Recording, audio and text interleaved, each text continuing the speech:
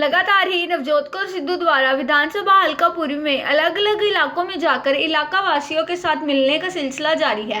लगातार विकास कार्य अमृतसर विधानसभा हल्का पुरी में नवजोत कौर सिद्धू द्वारा करवाए जा रहे हैं तथा आज नवजोत कौर सिद्धू विधानसभा हल्का पुरी के इलाके दबुर्जी में पहुंची तथा वहां जरूरतमंद लोगों को घरेलू गैस तथा छोटे सिलेंडर बांटे। वहीं पत्रकारों से बातचीत करते हुए नवजोत कौर सिद्धू ने कहा कि लगातार पंजाब में बिजली के मुद्दे को लेकर सियासत की जा रही है तथा आज भी पंजाब के मुख्यमंत्री चरणजीत सिंह चन्नी तथा नवजोत सिंह सिद्धू की मीटिंग हो रही है।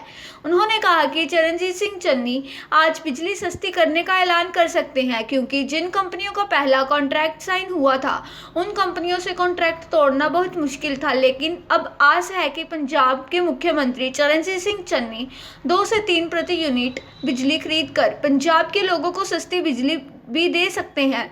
इसी के साथ ही उन्होंने कहा कि जो भाजपा सरकार भारत में बनी है ऐसी सरकार किसी देश में ना बने। उन्होंने कहा 1 साल का समय है किसानों को सड़कों पर बैठे हुए, लेकिन देश के प्रधानमंत्री उनकी बात नहीं सुनने को तैयार हैं तथा ना ही किसानों के साथ कोई मुलाकात की जा रही है। उन्होंने कहा कि ये मुद्दा केवल पंजाब का नहीं पूरे देश का नहीं अब इंटरनेशनल मुद्दा बन चुका है। विदेशों में भी किसानी मुद्दे को लेकर कई बार रोष प्रदर्शन देखने को मिले, लेकिन भारत के प्रधानमंत्री किसानों के साथ किसी ढंग की बात करने को तैयार नहीं। ये भारत की सरकार नहीं, ये तानाशाही सरकार है।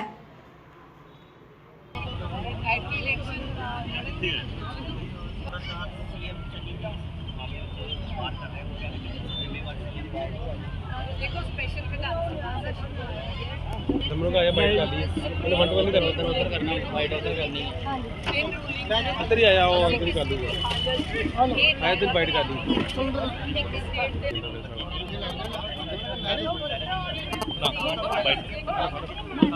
हेलो फल सीएम साहब ये नहीं कर ले पहले। लेकिन जो पंजाब सरकार आज ऐलान करने जा रही है, क्या लगता है लोगों की सुविधाओं के लिए होगी है? 100% आज तक जो हो रहा है लोगों की सुविधाओं के लिए हो रहा है। खुशी जब उन्होंने कहा है कि मैं दिवाली से पहले कोई खुशी दूंगा तो पूरी उम्मीद है सीएम साहब के साथ, बिकॉज़ पिछले 10 दिनों में नवजोत सिद्धू या सीएम साहब के साथ जो मीटिंगें भी हुई, जो प्रेस कॉन्फ्रेंस भी हुई, रात तक भी मीटिंग्स चली, तो वो इसी बात पे चली कि हमने वादा किया था कि बिजली सस्ती देंगे और जो हमने प्राइवेट कंट्रैक्ट साइन किए थे। देखो पहले क्या प्रॉब्लम आ रही थी कि कंट्रैक्ट टूट नहीं रहे थे, इनको लीगली बहुत मुश्किल होता है कंट्रैक्ट्स को तोड़ना, पर अब क्या था कि इनको कोला रखना पड़ता है कम से कम 1 महीने का, तो इन सब के पास कोला नहीं था। तो आज हमारे पास ये हक है कि हम ये पीपीए तोड़ सकें और हम उनसे ले सकें जो सस्ती बिजली दे रहे हैं। अब जो हमने आगे साइन करने हैं, जो चन्नी साहब ने बोला है, जिन कंपनी से वीनू प्रसाद जी ने बात की है, वो ₹2.60 ₹2.70 में देने को तैयार है। तो ये उम्मीद है कि अगर इतना हो गया तो मैक्सिमम हमसे ₹5 ले लेंगे। सो बहुत उम्मीद है सारे पंजाब को और ज़रूर ये तोहफा मिलेगा। किसान नेता ने राकेश कैद ने कहा कि 26 नवंबर तक जो खेती कानून है वो रद्द नहीं हुए तो दिल्ली की घेराबंदी की जाएगी ट्रैक्टर ट्रॉलियों से। देखो मैं ये मन में ज़रूर रहता है कि कोई भी इंसान को चोट ना पहुँचे। कई बारी हम ऐसे डिसीजंस कह तो देते हैं। मोदी साहब को तो सबसे पहले तो मोदी साहब को चाहिए कि प्रधानमंत्री हैं देश के, सारे देश के किसान इकट्ठे होके, मैं हैरान हूँ कि 1 साल तक तुम अपने किसानों को समझा ही नहीं पाए कि उन कानूनों में फ़ायदा क्या है।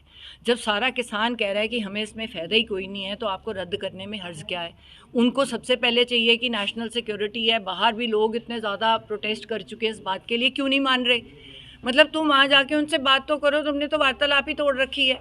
तो फिर ये स्थिति जो भी पैदा होगी, ये हमेशा इसमें कोई ना कोई डर रहता है कि कोई ना कोई ऐसा इंसिडेंट ना हो जाए जिसमें क्योंकि उस तरह से भी रिएक्शन होगा, तो ये बिल्कुल नहीं होना चाहिए कि कोई पर्सनल लॉस हो। पहले ही किसान बहुत ज़्यादा सफ़र कर चुके हैं। मैं तो हाथ जोड़ के यही विनती कर सकती हूँ अमित शाह जी को और मोदी जी को और उनके एग्रीकल्चर मिनिस्टर को कि काइंडली वहाँ जाएं और उनको समझाएं और फार्म लॉज को रद्द कर दें फ़िलहाल के लिए, और उसके बाद आराम से बैठें। जो नए लॉज बनाने हैं किसानों के साथ, आप बिना किसानों को साथ बिठाए लॉज उनके लिए कैसे बना सकते हो?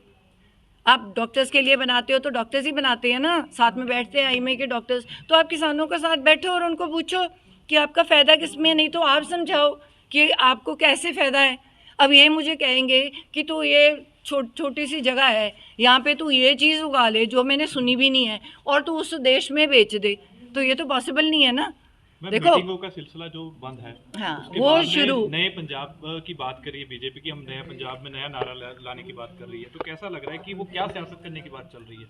देखो, बीजेपी का तो फ़िलहाल एग्जिस्टेंस ही ख़त्म है और जितनी देर उन्होंने लगाई है तो बहुत ही दुर्भाग्यपूर्ण है। और मैं चाहती नहीं ऐसी सरकार किसी भी देश में, मैं कहती हूँ भगवान करे ऐसी सरकार कभी किसी देश में ना आए कि जहाँ पे प्रजा सालों साल बैठी हो सड़कों पे और इंसान बात करने को तैयार ना हो। तो अभी वो जो कुछ भी लेके आए, क्योंकि देखो लोगों की सरकार होती है, लोगों के चुने हुए नुमाइंदे हो तुम, और कुछ नहीं हो। तुम सरकारी नौकर भी नहीं हो कि सरकारी फीस ले रहे हो और वो कर रहे हो। लोगों के चुने नुमाइंदे हो, वैसे जैसे चढ़ाया है वैसे उतार भी देंगे। ठीक है ना, बात सुननी चाहिए किसान की।